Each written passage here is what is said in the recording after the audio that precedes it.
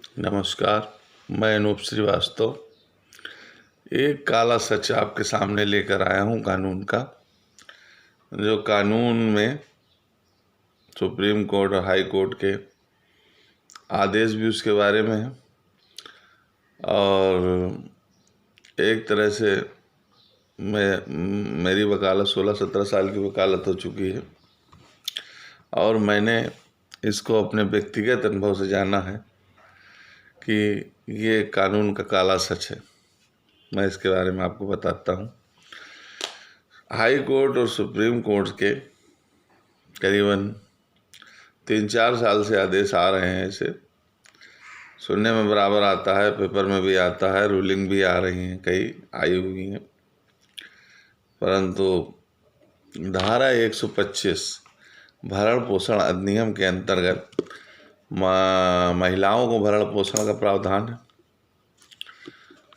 माता पिता को भरण पोषण का प्रावधान है, अवयस्क बच्चे का भरण पोषण का प्रावधान है, यदि कोई विकलांग बच्चा है उसके भरण पोषण का प्रावधान है, यदि लड़की है और ससुराल में उसका गुजारा नहीं है, कोई व्यक्तिगत व्यवस्था नहीं है, भरण पोषण की व्यवस्था भी नहीं है, तो मायके से भरण पोषण भी ले सकती है, तो उसका भी प्रावधान है। विकलांग बच्चा है कोई, उसका प्रावधान है। इस तरह से कई लोगों, दादा दादी का प्रावधान है भरण पोषण लेने का।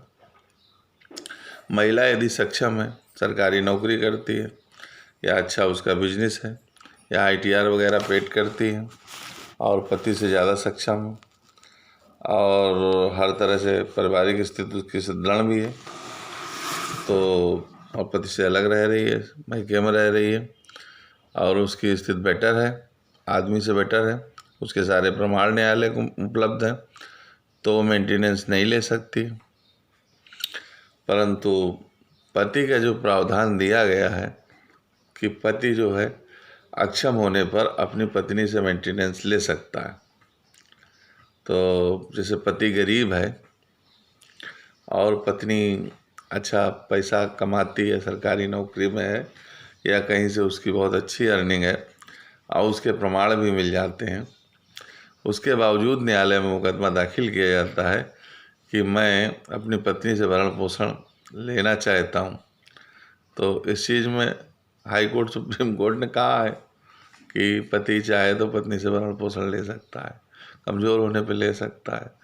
परंतु ऐसा कहीं कानून के अंतर्गत ऐसे लोअर कोर्ट में, कानपुर कोर्ट में, लखनऊ कोर्ट में या इलाहाबाद लोअर कोर्ट में या कहीं जालौन जिला लोअर कोर्ट में, उरई लोअर कोर्ट में और उन्नाव लोअर कोर्ट में और इटावा लोअर कोर्ट में, औरैया लोअर कोर्ट में और इस तरह के आदेश कहीं देखने या सुनने को नहीं मिलते हैं कि कहीं भी औरत द्वारा मेंटेनेंस पति को दिया गया हो। हमारा कानपुर जिला, कानपुर नगर, कानपुर देहात काफ़ी बड़ा है और हजारों क्या लाखों केस चल रहे हैं और उनमें कोई पति को मेंटेनेंस नहीं मिला है, न मिलता है। और जो मुकदमे दाखिल भी किए जाते हैं, या तो जज साहब ये कह देते हैं कि भैया ये अपना मुकदमा वकील साहब वापस ले लीजिए, नहीं तो टिकट और टाइप का खर्चा और ये सब जो आपका है लगाया हुआ, फाइल खर्चा, टिकट खर्चा, वो सब मैं खारिज कर दूंगा और ये आपका मुकदमा बेकार हो जाएगा। और या फिर आप इसको नॉट प्रेस कर लीजिए और या फिर को मैं खारिज कर दूंगा। इसके अलावा हमारे पास कोई ऑप्शन नहीं है। मेंटेनेंस भाई मेरे दिलाने की पावर नहीं है।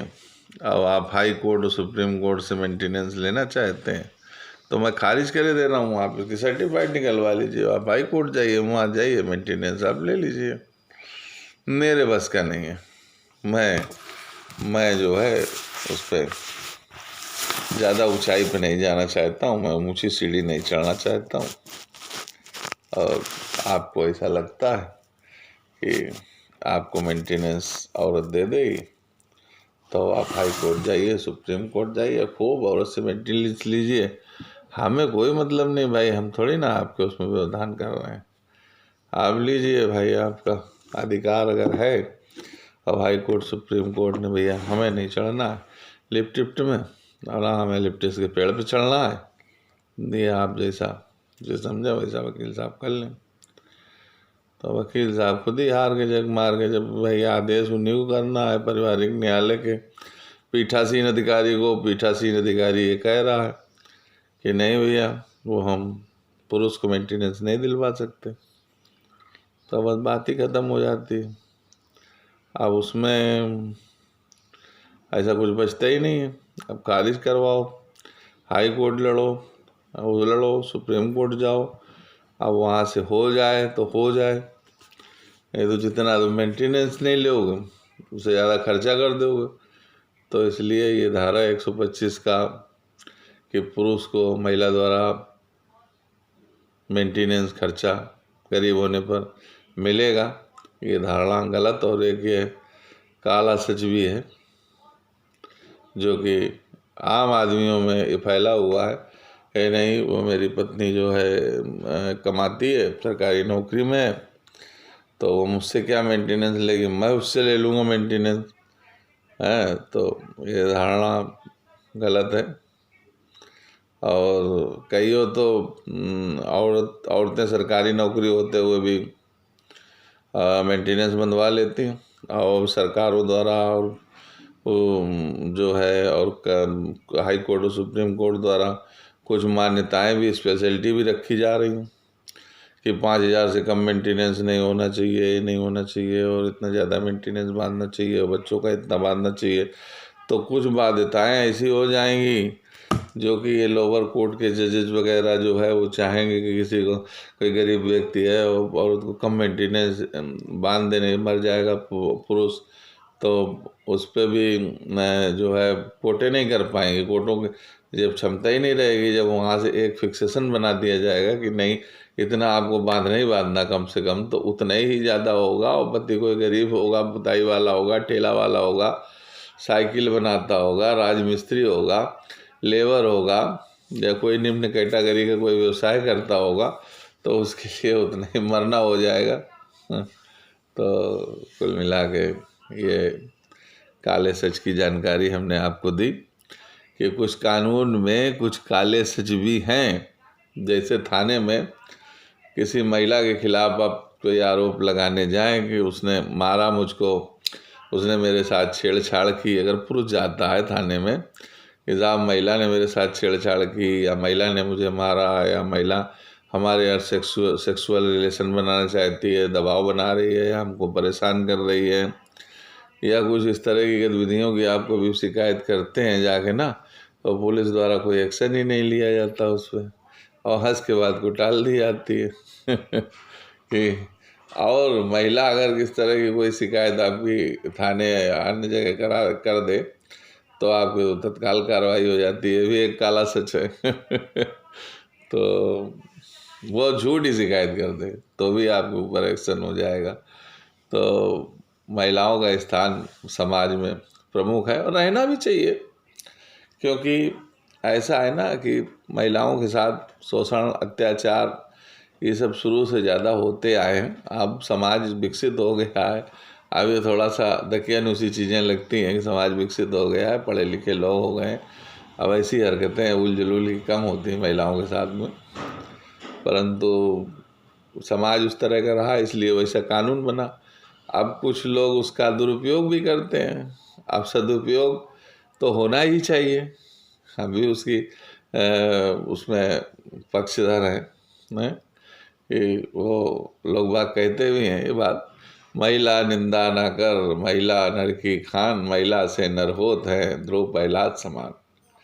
तो महिला तो जननी है पुरुष की और रहेगी, और परिवार भी महिलाओं से होता है, समाज भी महिलाओं से है, घर भी महिलाओं से है, रिश्तेदारियाँ महिलाओं से हैं, और युद्ध भी महिलाओं से हुए। महाभारत के देख लीजिए, रामायण काल के देख लीजिए, तो महिला तो प्रमुख समाज है ही। अब पुरुष प्रधान बनाए हैं हम लोग, अरे पुरुष प्रधान कहाँ है, महिला प्रधान ज़्यादा है समाज। अच्छा, धन्यवाद आप लोगों को। काला सच की जानकारी जो है देना आवश्यक था, क्योंकि कुछ लोग अपने लट्टू में भूले हुए हैं और वो ये समझते हैं कि अरे वो क्या कर लेगी, वो तो हम उल्टा उससे मेंटेनेंस ले लेंगे, वो हमारा क्या करेगी। तो इस भ्रम में ना रहें और महिलाओं के साथ अच्छा व्यवहार करें। धन्यवाद।